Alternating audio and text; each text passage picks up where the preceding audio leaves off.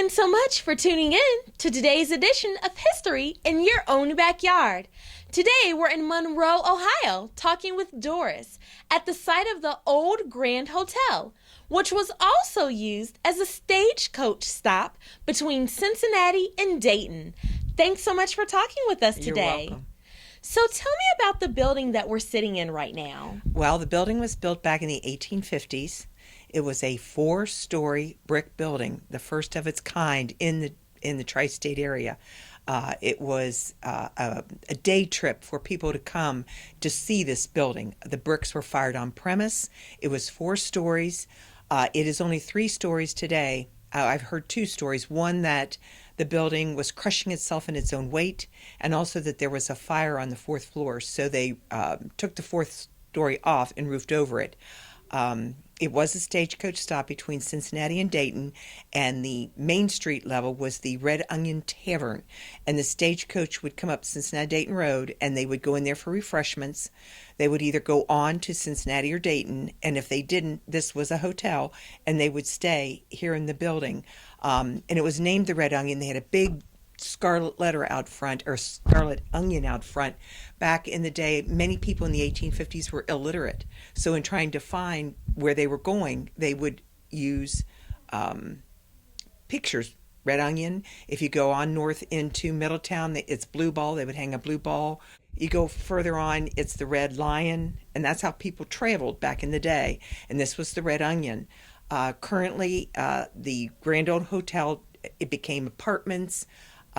We then turned it into the Brandy Wine Inn restaurant, and the space on Main Street level, the exact same space that housed the Red Onion Tavern, is now the Red Onion Bar and Grill. Okay. And you and your husband did quite a bit here in terms of refining what was into what is now. So can you tell us a little bit about the paneling on the walls and Sure. some of the tables that are back in the dining area? In the original 2 dining rooms that we opened up, we started with 2 dining rooms. We now have 3.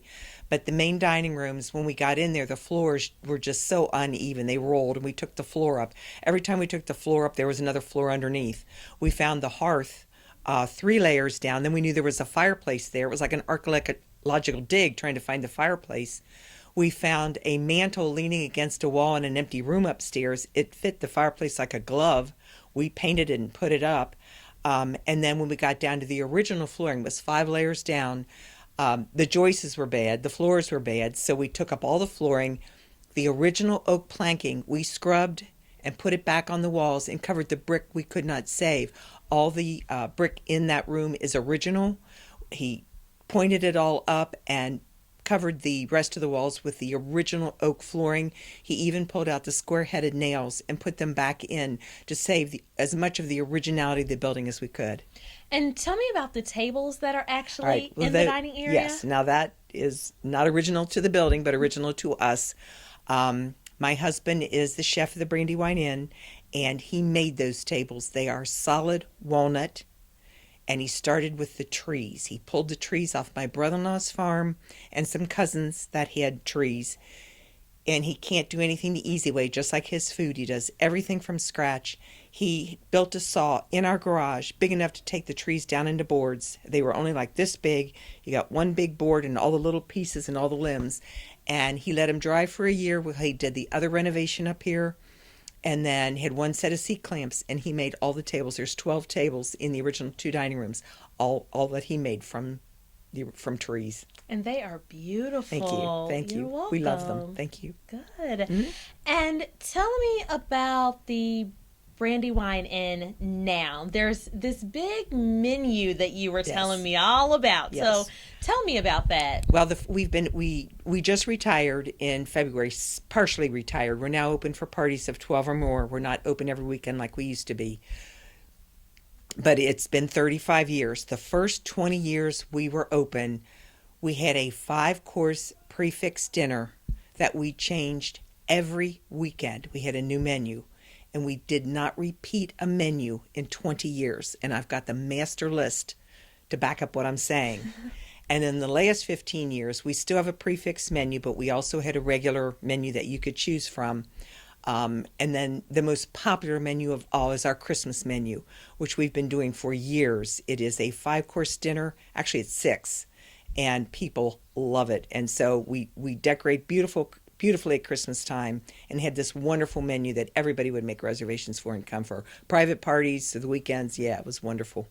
And I'm sure that the people from all those years ago who were once working and operating the Red Onion would be so proud of what you and your husband have been able to build today. I think so. Yeah, well, thank you so much for taking the time out of your day to talk with us. We Not appreciate a problem. it. Thank you very much. Thank you. Mm-hmm. Thanks again so much for tuning in to today's edition of History in Your Own Backyard. Today we spent time talking with Doris at the site of the Brandy Wine Inn restaurant in Monroe, Ohio. We hope that you enjoyed learning all about it. Remember, travel slowly and stop often. Have a great day. Bye-bye.